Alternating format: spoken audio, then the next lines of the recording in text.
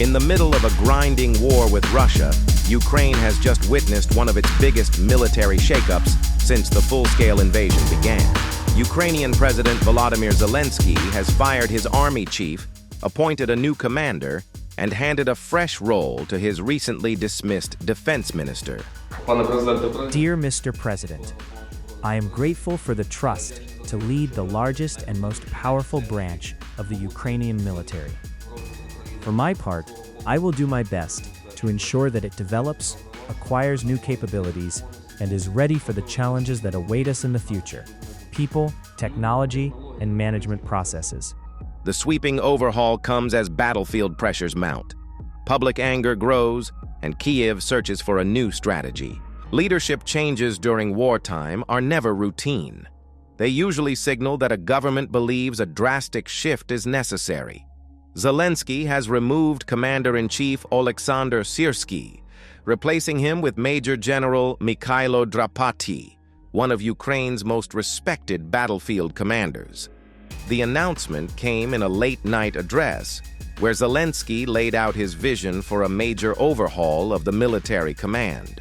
Oleksandr Syrskyi I have decided that Mykhailo Drapatyi will become the new commander-in-chief of the armed forces of Ukraine. But this isn't just about changing one general. It's about changing how Ukraine fights. Drapatyi is expected to lead a sweeping reorganization of the armed forces, reshape the general staff, and improve battlefield coordination.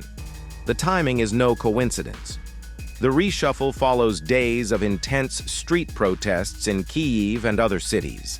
Mass demonstrations erupted after Zelensky initially sacked Defense Minister Mikhailo Fedorov following a bitter behind-the-scenes feud with Syrskyi over military modernization.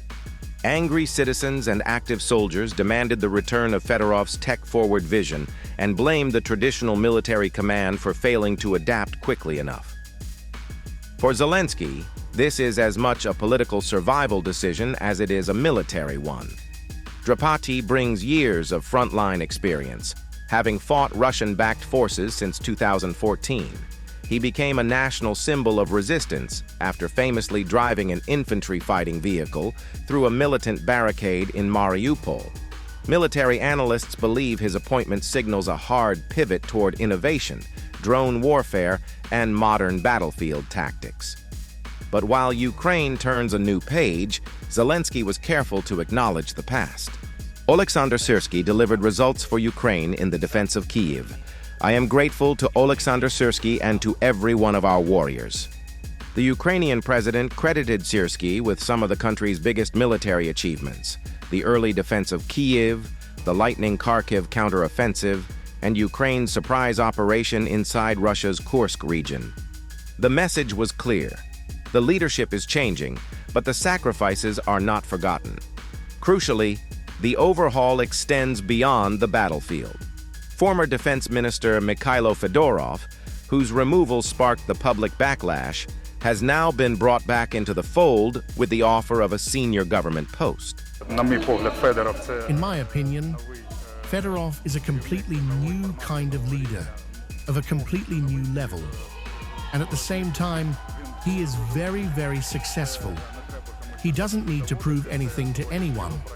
His projects, which he undertook, generally prove this, unlike, say, the leadership of our armed forces, unfortunately, which so far prove the opposite. And everyone sees this too. And most importantly, we see it. And so there is a choice here. Either we go forward and win, or we stagnate, or we go back. And then defeat is very possible. Zelensky says Fedorov will help unite Ukraine's technological strengths and accelerate asymmetric warfare. I offered Mykhailo a worthy leadership position that would allow him to bring together our country's technological capabilities. The strategic reset suggests Kyiv wants technology and robotics to dictate the next phase of the war.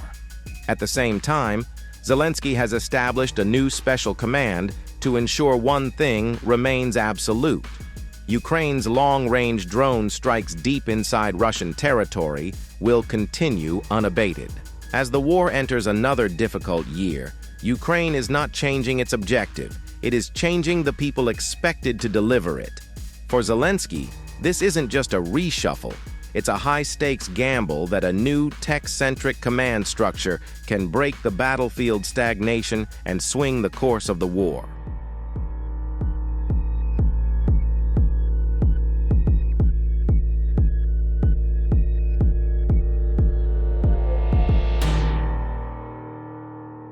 If you like this video, then like, share and subscribe to Mirror Now.